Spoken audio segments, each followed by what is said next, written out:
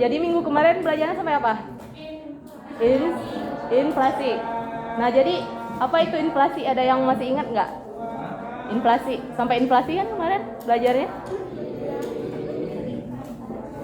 Apa?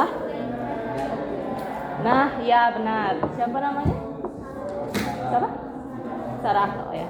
Jadi inflasi itu kenaikan harga secara terus-menerus. Nah, contohnya misalnya kamu siapa namanya? Rido ya?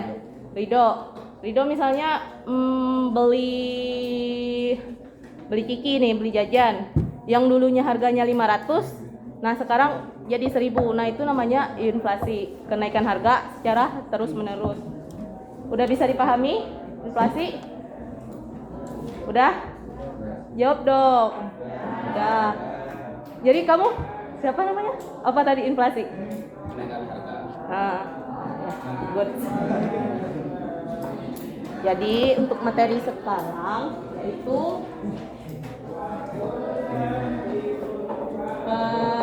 permintaan dan penawaran uang. Oh ya, materinya udah ada di ID sekolah belum? Ya. Udah PPT-nya? Nah, dibuka dulu PPT-nya. Yang bawa HP. Bawa HP semua kan? Nah, buka dulu PPT-nya. Nah, jadi apa sih itu permintaan uang? Ada yang udah tahu belum? Tentang permintaan uang. Dari yang dibaca, nggak bisa dibaca sendiri dulu. Coba tolong dibacain. Permintaan uang yang di PPT. Oh, nggak ada, kosong. Sok bacain. Oh, belum muncul, buffering ya. Sok. Permintaan dan penawaran uang. Permintaan uang merupakan keinginan masyarakat untuk memegang uang tunai atau mewujudkan kekayaan dalam bentuk uang tunai dibandingkan kekayaan dalam bentuk lainnya yaitu Apa? Yaitu emas, tanah, dan surat berharga. Nah, dari pengertian yang teman kalian bacain sendiri, ada yang sudah memahami belum tentang permintaan uang? Ada yang mau mengemukakan pendapatnya? Nah, jadi kalau permintaan uang itu merupakan keinginan. Nah, jadi rasa ingin kita, nah selaku masyarakat untuk memegang uang secara tunai atau mewujudkan keingin kayaannya dalam bentuk uang dibandingkan bentuk lainnya yaitu emas, tanah, dan surat berharga. Nah, jadi bentuk uang sendiri kan banyak ya. Bisa jadi uang kita dalam bentuk e-money. Kalau yang e-money apa? Udah ada yang tahu tentang e-money? Uang dalam bentuk e-money. Jadi kalian suka isi GoPay nggak? GoPay, OVO, Dana. Nah, itu berupa uang dalam bentuk e-money. Atau kartu kredit, ATM. Jadi tidak wujudnya secara tunai gitu atau secara cash.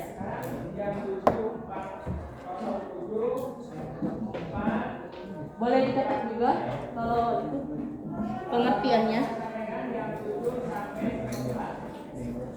Nah, selanjutnya jenis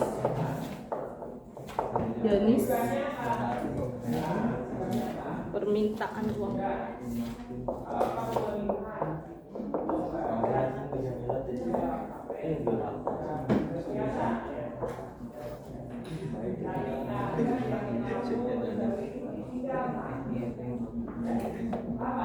Ngerti nggak tentang itu permintaan uang pengertiannya? Ngerti? Apa?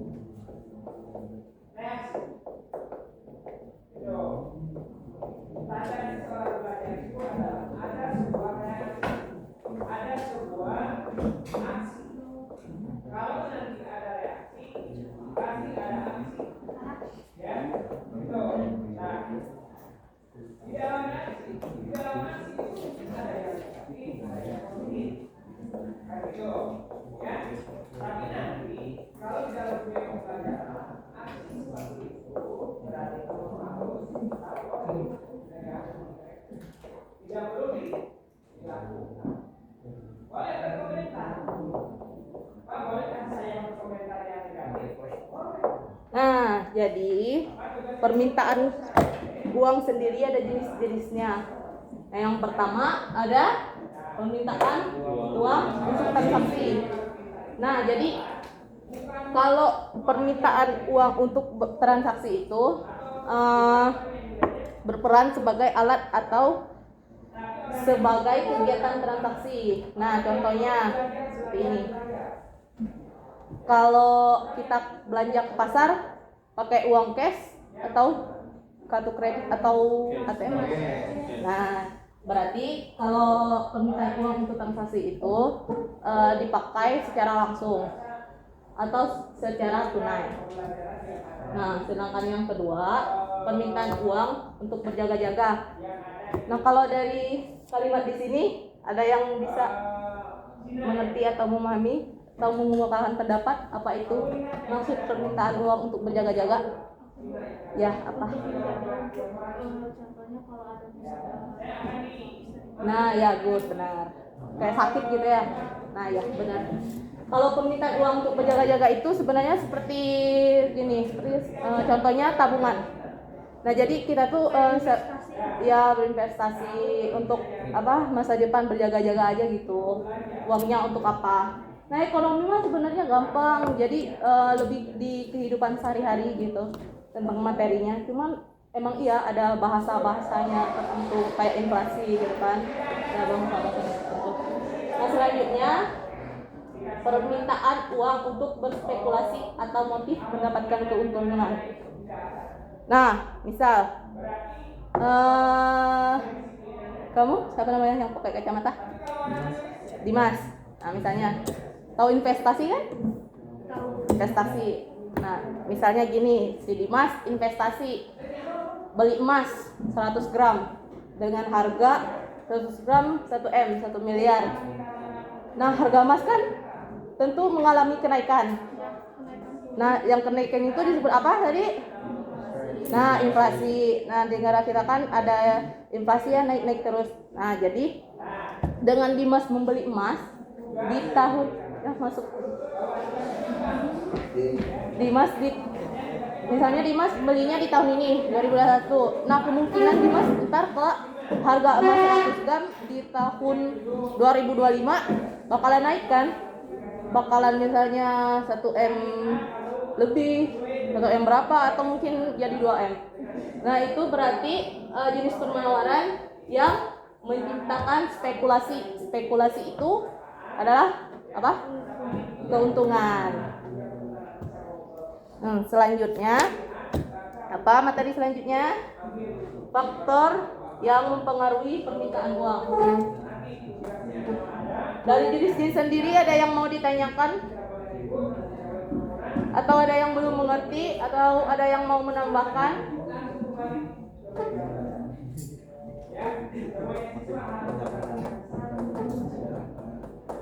Nah, kalau udah ngerti semua, mau nanya.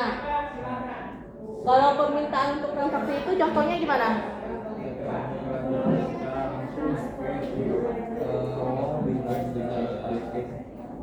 Ngerti? Nah, contohnya ya berbelanja di pasar gitu. Pokoknya transaksinya secara langsung.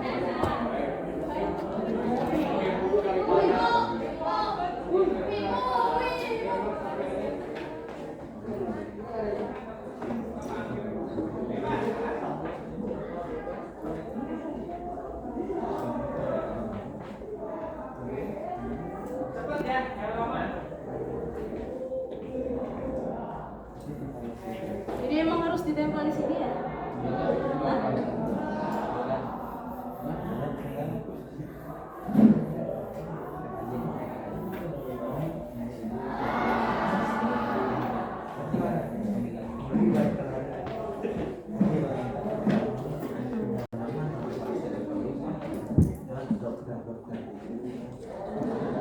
Nah, selanjutnya ada faktor-faktor yang mempengaruhi permintaan penawaran, yaitu yang pertama kekayaan masyarakat. Nah, contohnya seperti ini. Kalau misalnya ada orang yang dia tinggal di di perumahan elit gitu. Nah biaya apa ya, biaya air, biaya listrik, penjaga gitu mahal atau murah? Mahal. Nah jadi kekayaan masyarakat juga mempengaruhi permintaan uang. Jadi apa tadi permintaan uang? Nah, keinginan masyarakat untuk memegang uang tunai. Jadi yang pertama yaitu kekayaan masyarakat. Yang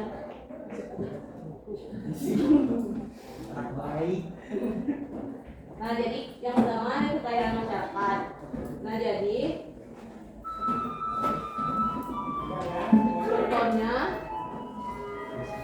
ketika seorang tinggal di kawasan elit.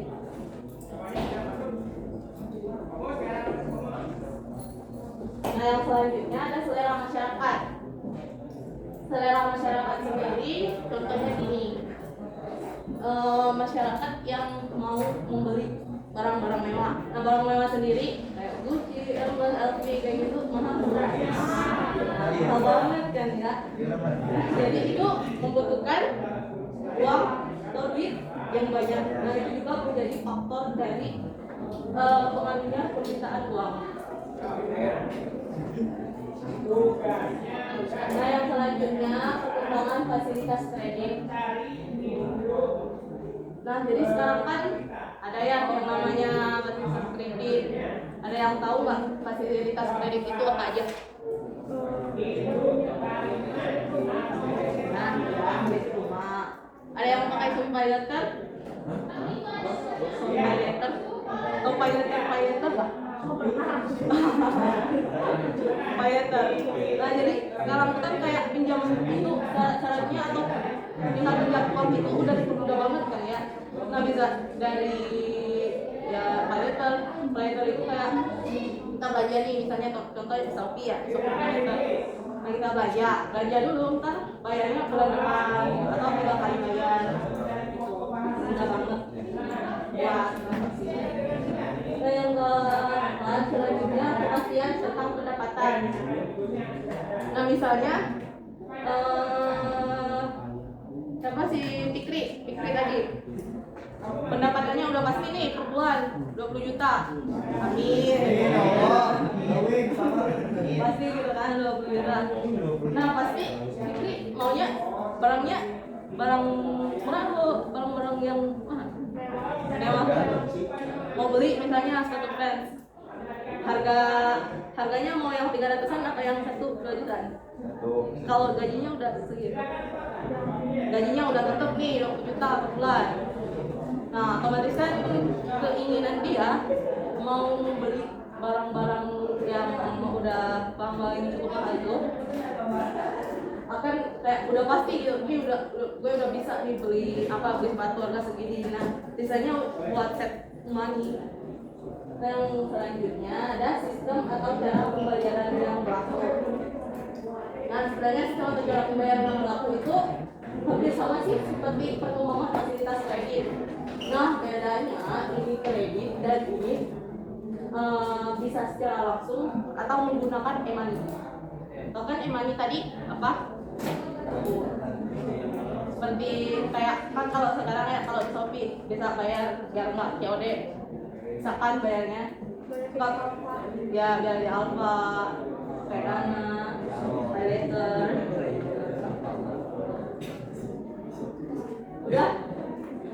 Udah pada ngerti belum? Paham? Bener nih. Jadi apa tadi contohnya yang kepastian pendapatan? Ada yang mau berpendapat lagi? Ya benar.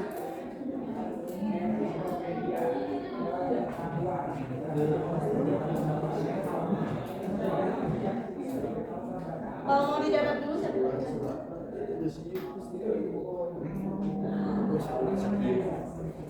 enak kan materinya? Gampang lah. Nah,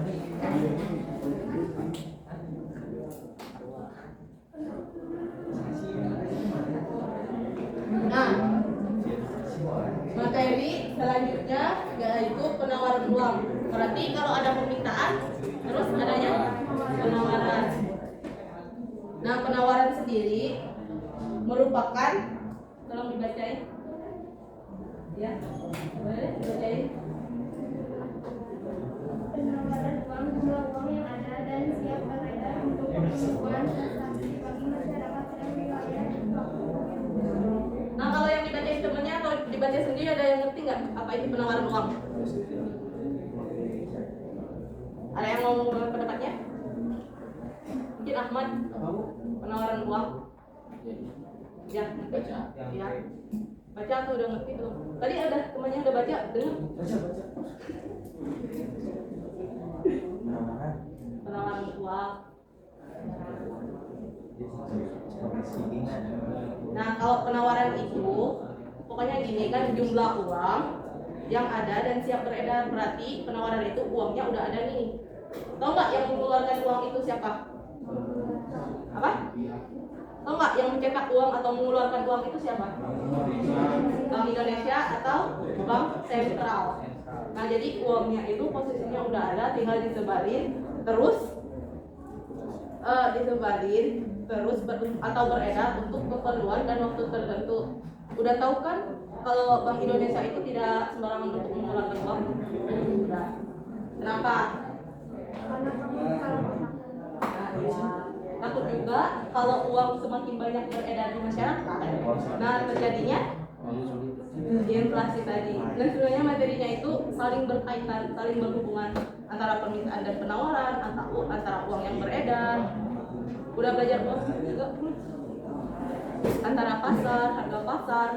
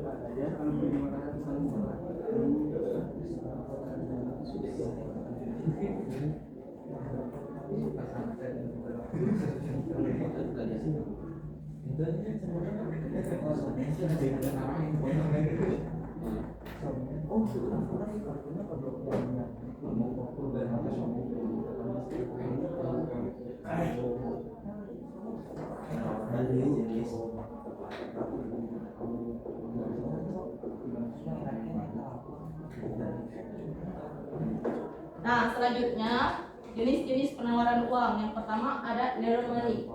Ada yang tahu layer money belum? Apa ini? Uang kartal atau uang viral. Nah, jadi uang kartal itu adalah uang kertas. Ada yang bawa uang nggak? Nah, itu yang kalian bawa itu uang yang kertas atau logam itu biasanya disebut uang kartal. Ya, bahasa ekonominya uang kartal. Ingat ya, isi ada ini. Nah, sedangkan uang viral itu bentuk uang yang diterbitkan oleh bank. Contohnya seperti cek, biro. Udah tahu cek belum? Udah kan? Cek. Cek itu kayak kertas. Kertas lembar. Nah, isinya itu kayak udah diisi tulis gitu. Cek. Kalau mau lihat di Google banyak. Cek. Di kampung nggak ada. Apa? Di kampung nggak ada. Dia emang nggak ada kalau nggak bank yang ngeluarin. Nggak ada bang. Jadi nggak apa-apa. Yang penting tahu aja gitu cek. Kan aja dompet. Nah dompet. Nah yang selanjutnya M2 or blood money M1 tetap uang kuasai. Ada yang tahu uang kuasai belum? Kuasai. Kuasai. Nah jadi uang kuasai itu uang yang dapat diuangkan lagi. Uang yang dapat diuangkan lagi. Contohnya kan tadi kan kamu misalnya punya cek. Nah terus cek itu dicairkan. Cek itu apa sih? Kertas kan? Kertas nah yang isinya seperti misalnya 100 juta. Cek itu nilainya 100 juta nah, atau tabungan kita dicekin terus dicairin lagi itu ke uangnya dalam bentuk uang 100 juta. Nah, kalau dalam bentuk dicairkannya yang berbentuk uang tunainya yaitu uang cash. Tapi kemarin ini antara uang viral, uang kuasai, uang kartal apa tadi? Contoh. Ya, uang kertas, 150.000, uang kartal.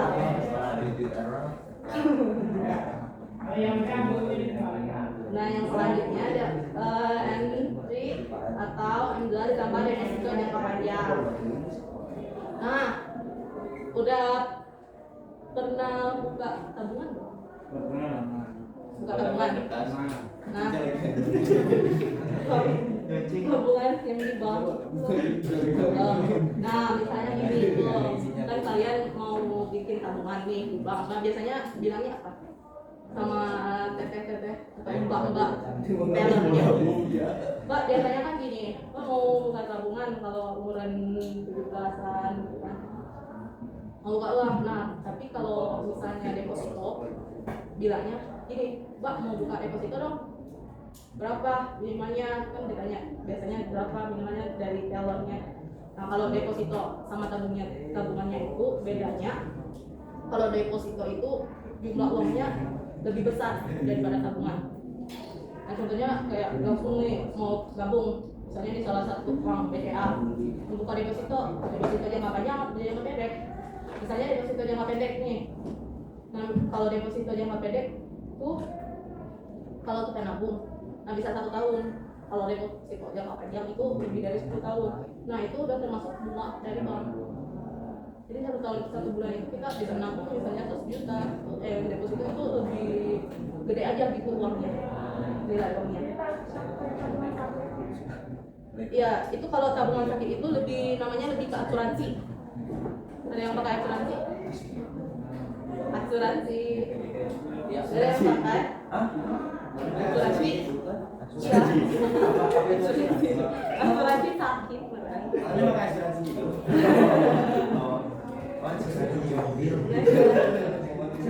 Iya, itu bedanya.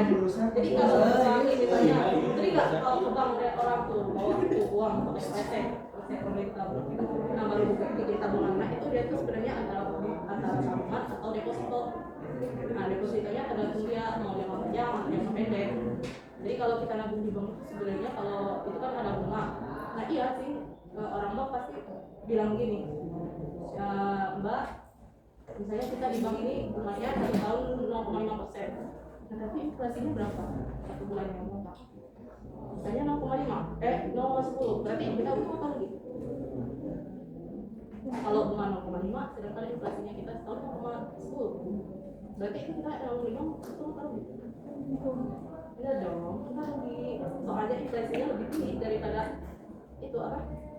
Daripada bunga di bank. Nah makanya kita tuh kalau misalnya gini nabung nih di bank saldonya potong terus. Nah itu berarti bunga di bank terkalahkan dengan inflasi yang sedang ada di Indonesia, di negara tersebut seperti itu. Nah jadi gini hubungannya itu kayak investasi sama kita nabung juga kan ada berhubungan. Kalau kita ada yang pernah main-main itu enggak? Kayak investasi online misalkan investasi saham. Ada yang tertarik nggak sama investasi seperti itu? Investasi saham.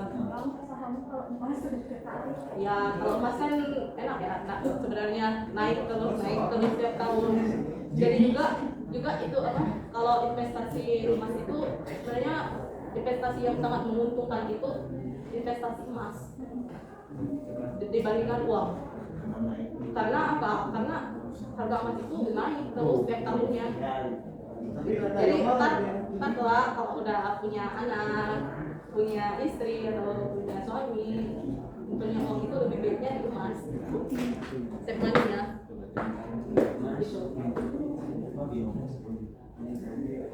Gitu. Sampai sini ada yang mau ditanyakan? Yang ingin ditanyakan atau belum mengerti? Udah ngerti semuanya yang cowok? Nanyanya boleh bebas, Bu. Bebas. Tapi masih berkaitan sama Iya, nggak apa-apa. uang. Nggak apa-apa. Minjem berlekat gimana? Black card. Cuma nanya. Oh gitu. Tahu black card sendiri? Tahu nggak? Apa black card? Iya, yang mana itu? Ini nih contohnya. Bentar. Nah, selanjutnya ada faktor yang mempengaruhi penawaran uang.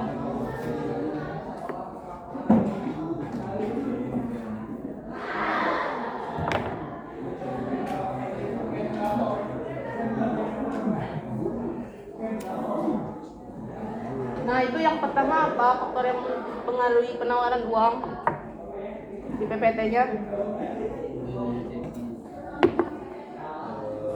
Apa? Faktor yang penawaran uang. Nah, itu permintaan. Apa? Tingkat bunga. Yang kedua, tingkat inflasi. Yang ketiga apa? Nah, jadi faktor yang mempengaruhi penawaran uang itu ada tingkat bunga, inflasi, produksi, sama pendapatan.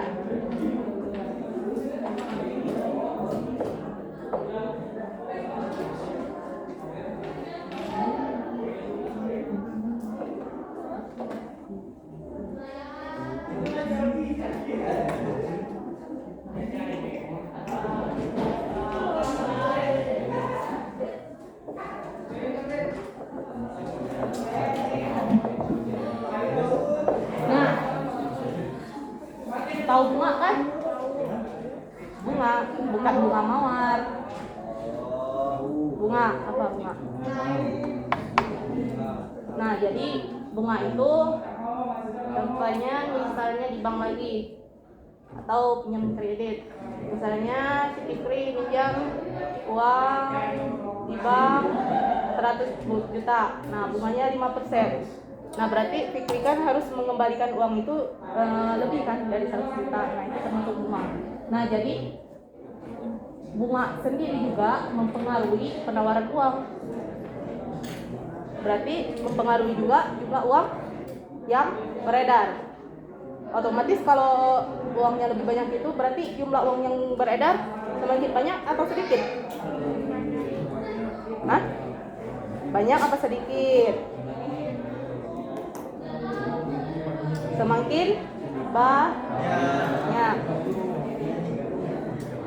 Nah, yang selanjutnya inflasi.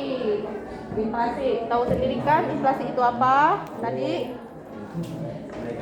kenaikan. Nah, semakin naiknya harga, otomatis uang yang harus kita punya banyak apa dikit? Banyak. Nah, yang ketiga produksi atau pendapatan nasional. Nah, jika produksinya makin meningkat, contohnya merek baju. Hari ini ada nih motif baru, nah terus modelnya lain lagi. Nah, kita mau beli, berarti kita harus punya banyak uang kan? Nah, tuh. Jadi ini 3 faktor yang mempengaruhi penawaran uang. Gampang kan belajar ekonomi mah? Gampang-gampang susah ya?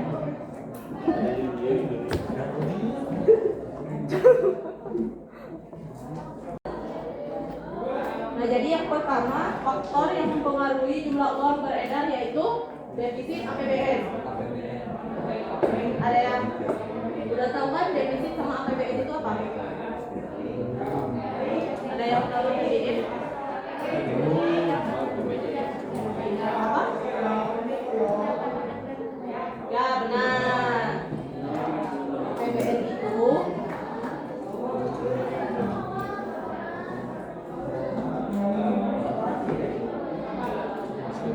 anggaran pendapatan dan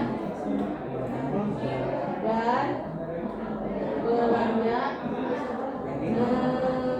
negara. Jadi apa itu APBN? Pendapatan dan belanja. Kalau defisit apa? Ada yang udah tahu defisit? Defisit dan surplus. Ini apa? Udah pernah dengar belum sama defisit atau surplus? Nah, defisit itu kalau di sini yaitu selisih. Selisih. Jadi faktor yang mempengaruhi uang beredar yaitu selisih APBN yang pertama, selisih anggaran pendapatan dan belanja negara. Ini kan dengan korupsi. Nah, jadi banyak tuh yang koruptor yang apa yang baru yang masuk penjara gara-gara korupsi APBN. Nah, jadi kalau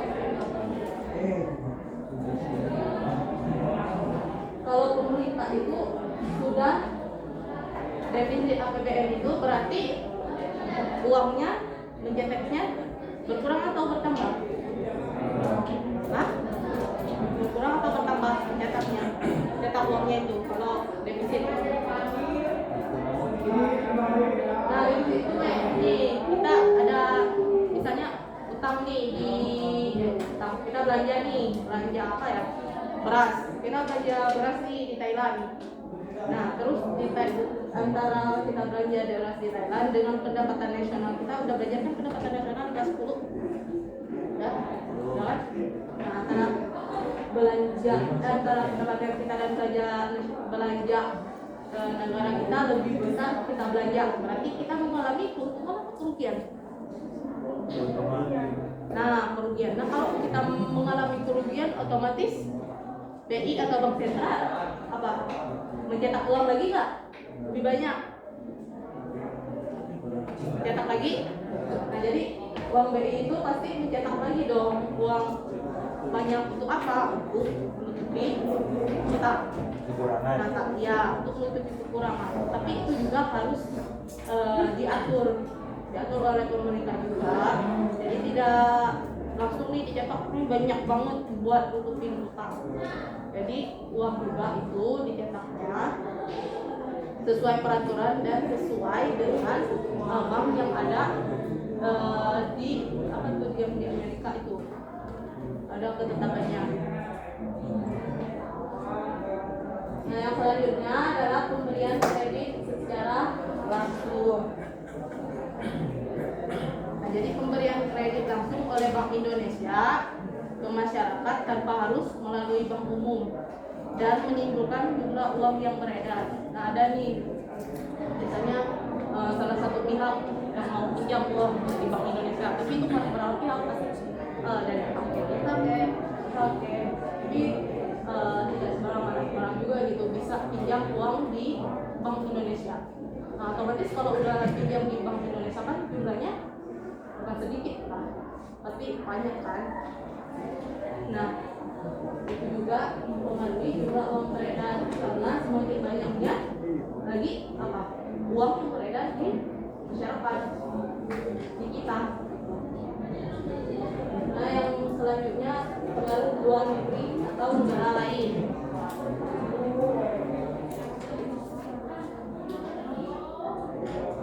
Yaitu berupa pinjaman dari lembaga keuangan internasional seperti Bank Dunia, IMF, ini dapat mendapat uang yang beredar. Nah, yang mana berbeda jauh atau berhubungan dengan defisit APBN tadi.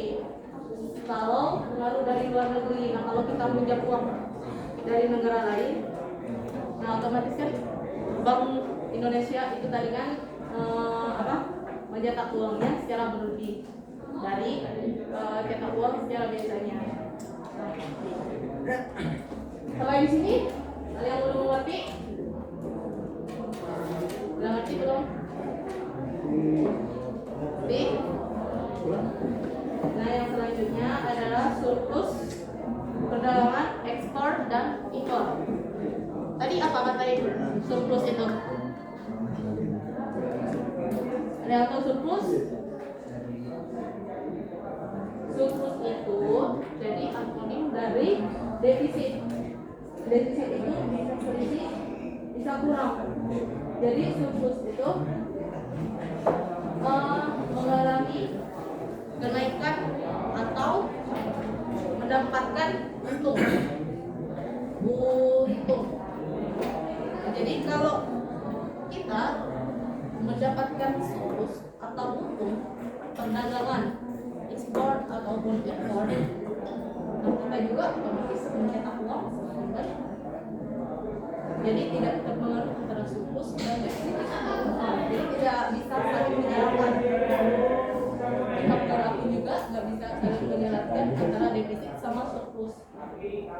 Karena ya mau defisit, mau surplus ya otomatis kita juga mencetak uang tetap banyak kan, semakin bertambah tiap tahunnya, semakin berkurang atau menetap dari tahun ke tahun. Karena surplus kan seperti defisit, jika mengalami keuntungan berarti uang kita semakin banyak. Kalau defisit berarti bedanya utang kita semakin banyak. Kalau surplus berarti keuntungan. Nah pokoknya defisit, kalau surplus, kalau defisit itu rugi lah berarti. Nah kalau surplus itu keuntungan. Nah yang selanjutnya pajak. Tahu pajak sendiri kan artinya apa? Ya pajak PN. Nah kalau kita ngopi nih, misalnya ngopi di mana ya, di Braga, nah suka ada pajak kan PPN-nya. Nah berarti kalian bayarnya misalnya bayarnya aturannya 1.000 di ngopi 1.000. Nah berarti ada pajaknya 10%. Bayarnya nambah dong ya. Jadi 10.000. Nah itu mempengaruhi, menambah uang yang beredar atau uang yang kalian pakai gunakan gitu.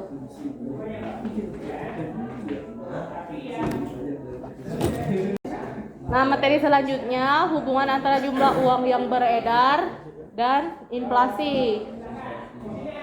Udah tahu kan tadi hubungannya apa, jumlah uang beredar dengan inflasi yang ibu jelasin?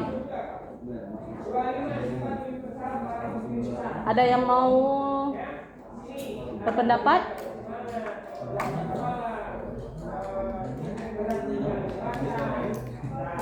Apa tadi hubungannya jumlah uang yang beredar dan inflasi?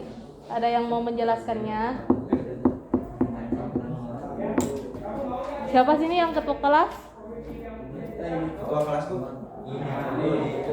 Siapa? Oh iya. Coba bacain yang hubungan antara jumlah uang beredar dan inflasi. Oh yang ini, yang bapak-bapak. Apa? Ya yang Irving Fisher. Iya. Fisher. Hubungan antara jumlah uang beredar dan inflasi. Coba dong itu keras-keras bacanya biar teman yang lain pada mendengar. Irving Fisher, seorang ekonomi Amerika Serikat, menyatakan perubahan nilai uang atau tingkat harga merupakan akibat adanya perubahan jumlah mata uang yang beredar. Bertambahnya jumlah uang yang beredar dalam masyarakat mengakibatkan turunnya nilai mata uang. Menurunnya mata uang sama artinya dengan naiknya tingkat harga. Udah. MPVT. Nah itu untuk rumusnya.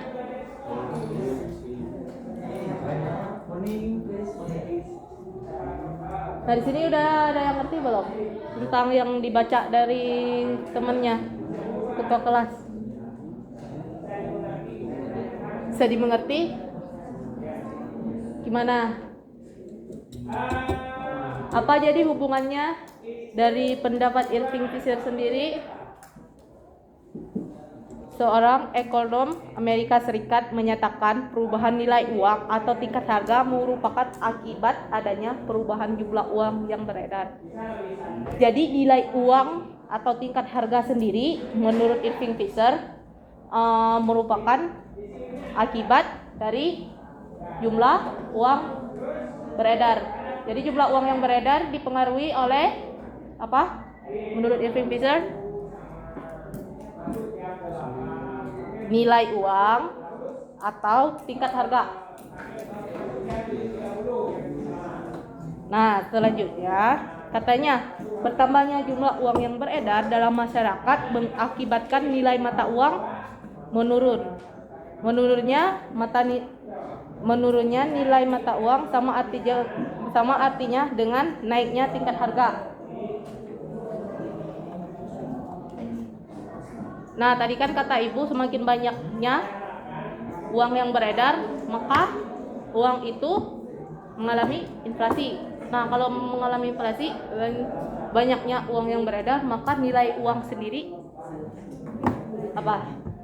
Tidak berharga atau kurang harganya. Contohnya gini, kalau misalnya kalian jajannya berapa kira-kira sehari? 20-an, 50, 100. Nah, misalnya gini, sehari dikasih nih uang jajan 100.000 nih dari mama. Nah, jadi kalau kalian dikasih 10.000 terus dari mama, esoknya gimana? Marah nggak? Atau gimana gitu? Seneng nggak? Seneng nggak? Nah, jadi nilai uangnya itu yang berbeda antara 10 dan 100. Jadi semakin tingginya nilai mata uang itu, semakin apa? Semakin besarnya uang dan mempengaruhi jumlah uang yang beredar.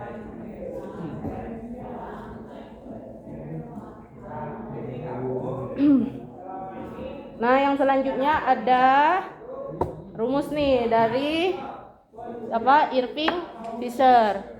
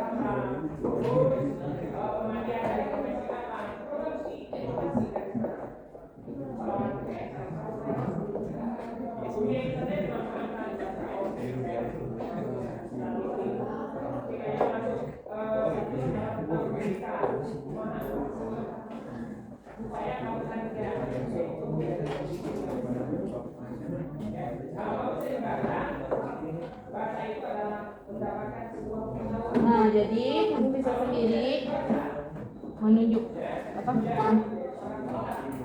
mengembangkan sebuah persamaan. Nah, dan ini rumusnya M dikali P sama dengan P dikali T. Nah, M dikali P sendiri, M yaitu jumlah uang yang beredar atau money. Tahu kan money? Wah. Dan P atau apa? Kecepatan uang beredar. Nah, yang P price atau harga atau tingkat harga. Yang T transaction atau jumlah barang. Nah, di PPT ada contoh soal kan? Ada. Jadi di suatu tempat terdapat 500 unit barang.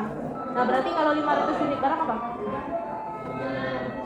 Maksudnya M atau P atau P atau T?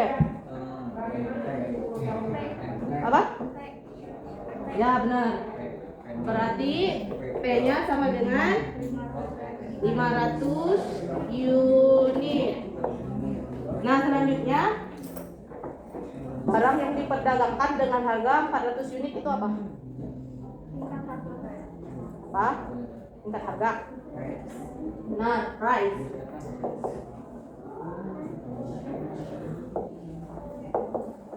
Rp400.000 ya? Hah? 400.000? Ya. Nah jika kecepatan peredaran uang sebesar 20 kali, berarti 20 kali itu apa? Kalau kecepatan apa? P. Yes. P itu 20 kali. Nah, berarti langsung masukin aja rumusnya.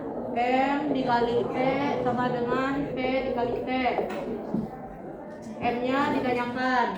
F-nya 20 sama dengan price-nya 400.000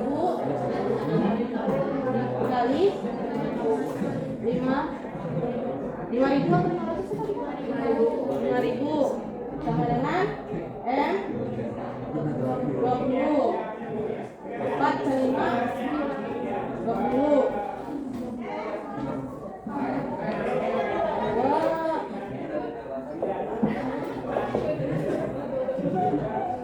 Berapa? Berapa ini? Bukan 2M. Berarti M dikali 20, 20M ini 2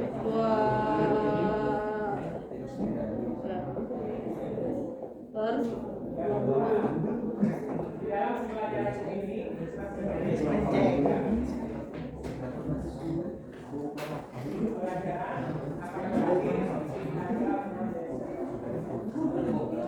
Berarti jumlah uang yang beredar di suatu tempat itu berapa?